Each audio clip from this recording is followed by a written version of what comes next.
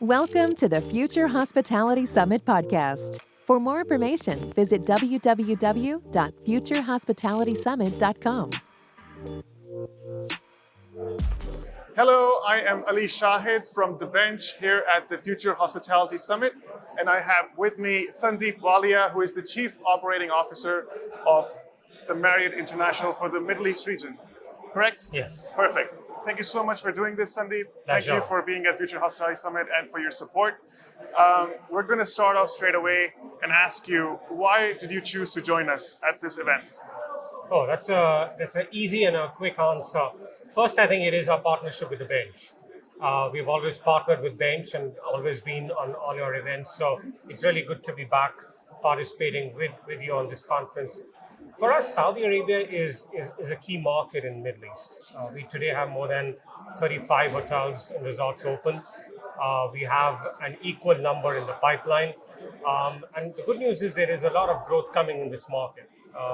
The Vision 2030 talks about tourism and the focus. So it's about natural to be here, to be in this face-to-face conference and be with people. And I think the third I would say is the fact that it's really good to reconnect with colleagues, reconnect with partners, our investors who have the confidence in us during these COVID times and moving forward.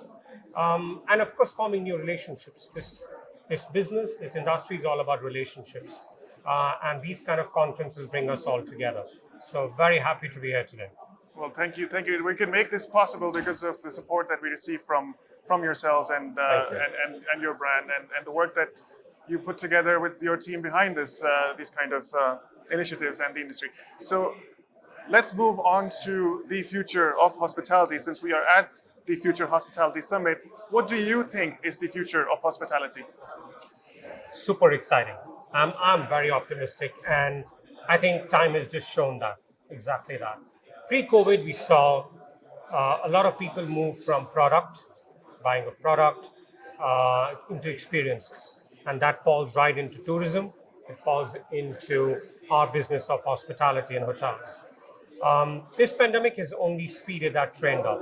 There are more and more people traveling, and we are seeing a huge pent-up demand, especially in the leisure space.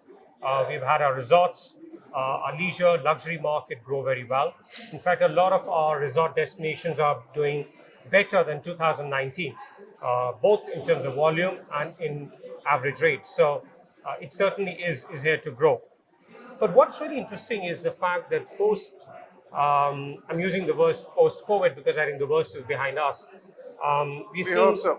Yes, absolutely. I'm positive about that too. Yes. I think we've seen a term that we use often called Bleisure. A lot of people are mixing business and leisure. Today, a lot of jobs you can work from anywhere. So people are traveling, doing business, attending to what needs to be done at work, but also taking the time with their family, with their loved ones, and getting a bit of a leisure space. Or even if they're traveling alone, they're mixing the two.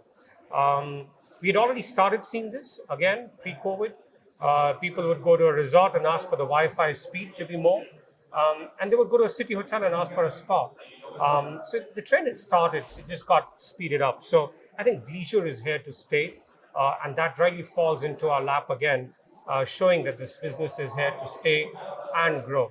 But when you look at development side of things, we today have more than 180 hotels in Middle East. We have more than 90 projects. And that itself is a 60% growth in Middle East alone. Where we are seeing growth is, of course, you're seeing good increase in UAE, you're seeing good increase in Qatar. We feel Turkey has a lot of pent-up demand. And, of course, where we stand, the Kingdom of Saudi Arabia. Our own portfolio would be more than doubling up with already the projects that we have signed. So that's here to grow. But within the developments, we've also seen a good growth in branded residences. And it's branded residences with extended stay. People have moved out of homes, apartments, villas, and are staying at the Marriott Executive Apartments, Element, different extended stay options that we have. They don't want the headache of cleanliness. They just want to enjoy and work and leave the rest to us to take care of. So we're seeing a lot of extended stay grow, and also a lot of branded residences where they're buying their residences and their homes becoming part of the different brands. So when I sum it all, I would say exciting and a very optimistic outlook to the industry. Wonderful. Thank you so much for giving us all that insight.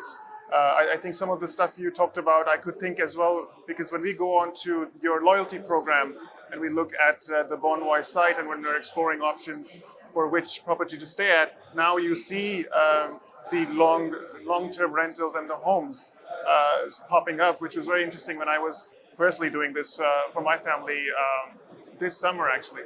And then I see the options that you could, if you were looking for longer stays, you can go for homes, and that's very interesting. And I think you bring up an important point. Marriott Bonvoy is a very important part of our, I would say it's an umbrella to all our 30 brands and the 8,000 hotels we have. Today we have 163 million Bonvoy members, kind of choosing from our 8,000 plus hotels. And while it is getting enabled a lot with technology, because we have a Marriott app, you can book a room, check in, check out, use the key card, or use the mobile phone as a key card. But I would just end by saying that there's a balance. This industry is about people. It's a business of happiness. It's about creating memories, and people actually create that. We as Marriott don't really own hotels. We own brands, and brands are brought to life by people. So in closing, I would say the most important pillar or part of this business for us is our people, our associates. Well, thank you very much, Sandeep, for so all much. of that. Have a wonderful day ahead. Thank you so much. Thanks for joining us. Thank you. Thank you so much for tuning in to this episode of the Future Hospitality Summit podcast. For more information, visit www.futurehospitalitysummit.com.